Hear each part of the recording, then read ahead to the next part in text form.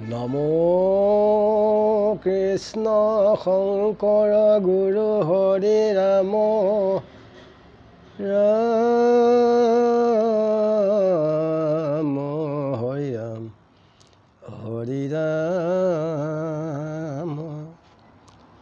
অৰ্জুনে দ্বাৰকাত তীৰ্থযাত্ৰী স্বৰূপে সুভদ্ৰাক দৰ্শন। পদ চতুৰ্থ ভাগ। ৰাম সমস্ত পাপৰ প্ৰায়শ্চিত্ত তাৰ নাম অৱশ্যে সাধিবা ভকতৰ মন কাম। এই চিন্তি অৰ্জুনে কৃষ্ণত গহ কৰি শীঘ্ৰে বেগে পাইলা যাই যাদৱ নগৰী। বাৰিষাৰ 4 মাস বনশিবাৰ চলে দ্বাৰকাত নিৰ্বাস কৰিলা কৌতূহলে। আছে দিব্য উপবন মণ্ডপ আৰাম পৰদেশী জ্যোতি সবে কৰন্ত বিশ্ৰাম। সাক্ষাতে বৈকুণ্ঠে যেন কৃষ্ণৰ নগৰ পৰম কৃপালু তাত বসজ নৰ। অভ্যাগত পাইলে পূজে বিষ্ণু বুদ্ধি কৰি বৈষ্ণৱ দেখিলে ভজয়াতি ভক্তি কৰি। অৰ্জুনক দেখি সবে পুৰবাসীজনী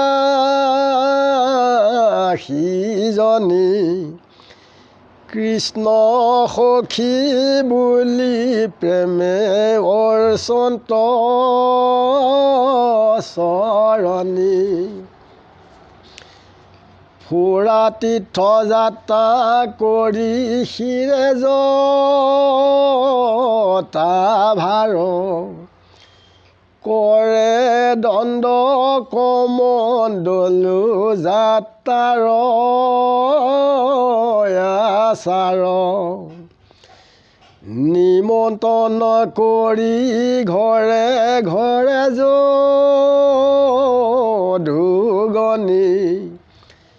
কৰাৱে ভোজন ভক্তি কৰি ৰংগমণি।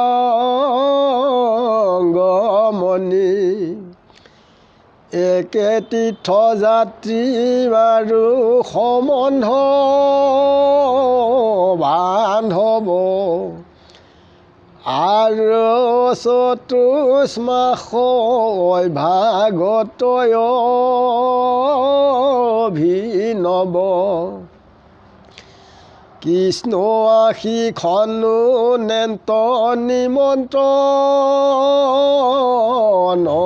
কৰি সখী বুলি আলিংগিয়া ধৰন্ত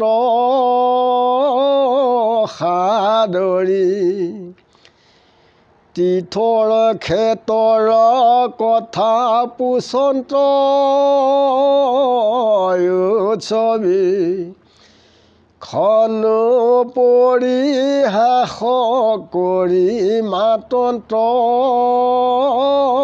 মাধৱী।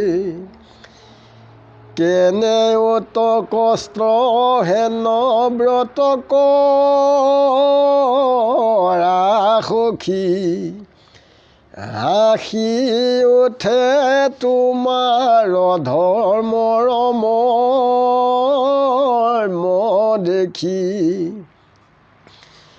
একে দ্ৰৌপদীৰ দেখা ভৈল পান সৌভাগ এতেকে তোমাৰ ভৈল মোৰ কত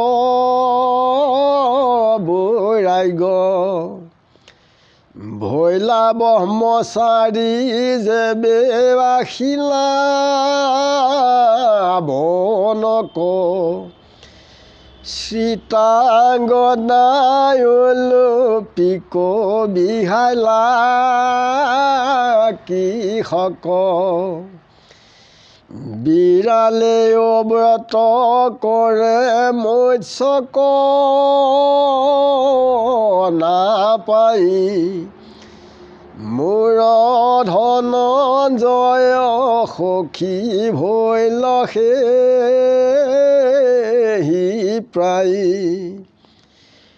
তপস্বীৰ বেশে বাসিয়া সাজ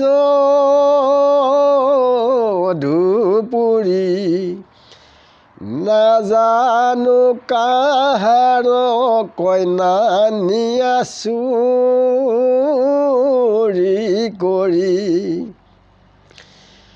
জানাই আমি কিছু নকৰিব মিত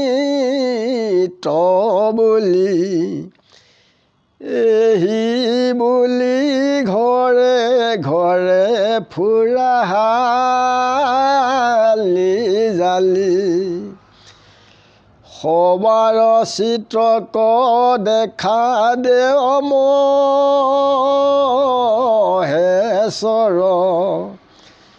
খনু পৰিহাস বাণী বুলিলা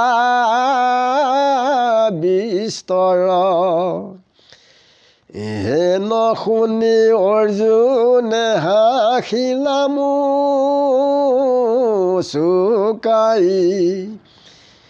তুমি বিনে মোৰ গ্ৰহ আছে কোন ঠাই এই মতে কৃষ্ণে মাতি আনি ঘনে ঘনে কৰাত ভোজন মহাস্নেহে প্ৰাণী থাকন্ত অৰ্জুন আশী বৈষ্ণৱৰ সংগী গোবিন্দৰ গুণ গীত শুনি মহাৰংগী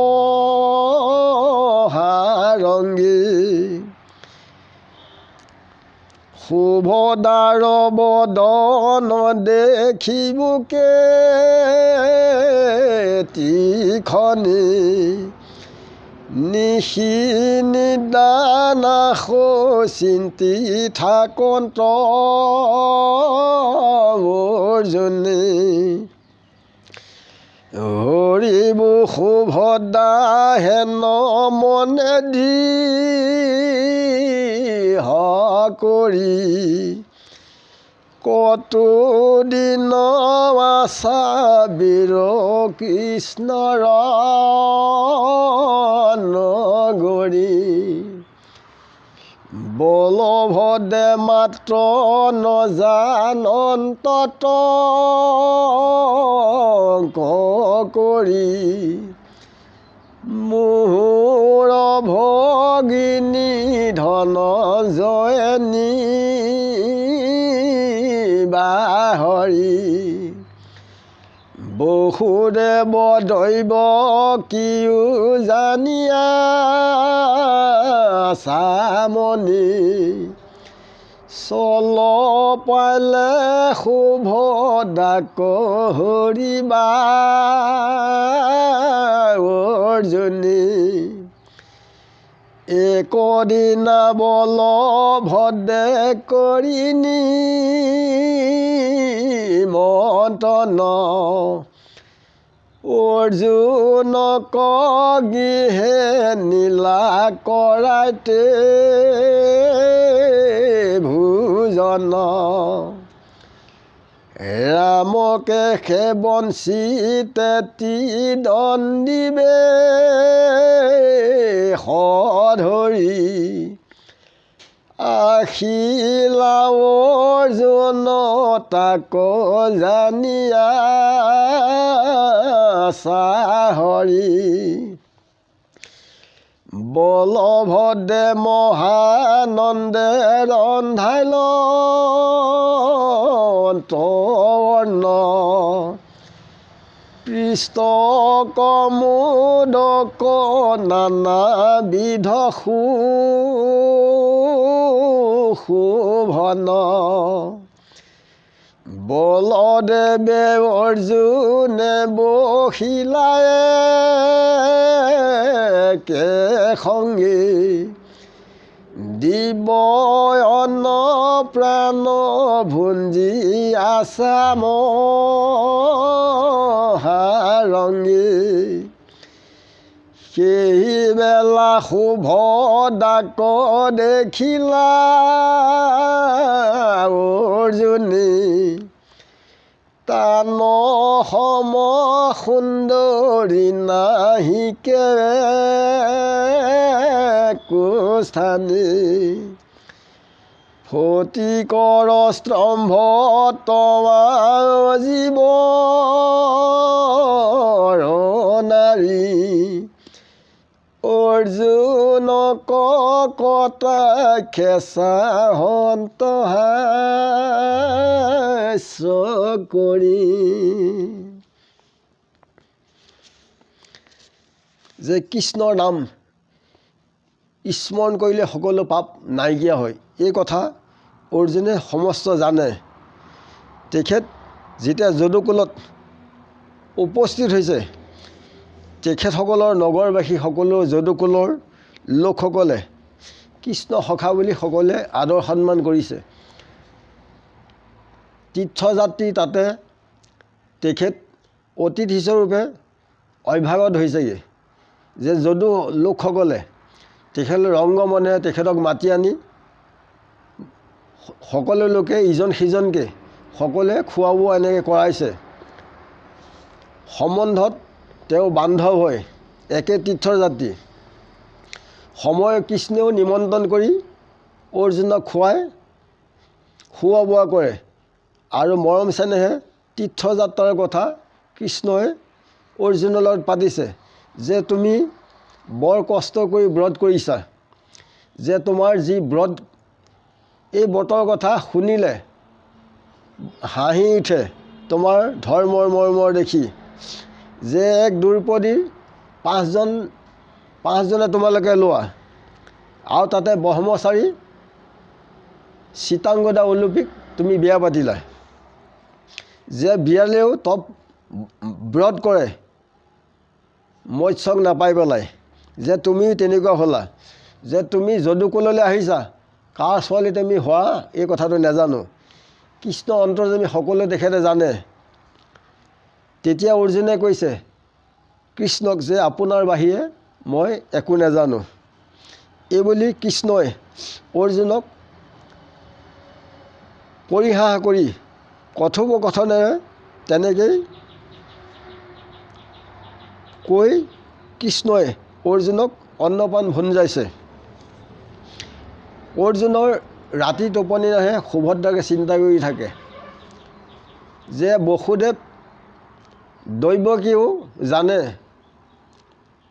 যে সুভদ্ৰাক চল পালে হৰিব কিন্তু এই কথাটো বলভদ্ৰই অকলো নাজানে যে এদিন বলভদ্ৰই অৰ্জুনক ভুঞ্জাবৰ কাৰণে নিমন্ত্ৰণ জনালে যে বলভদ্ৰ অৰ্জুনে একে সংগতে বহিছে বহি খোৱা বোৱা কৰোঁতেই তেতিয়া অৰ্জুনে সুভদ্ৰাক দেখা পাইছে যে ফটিকৰ স্তম্ভত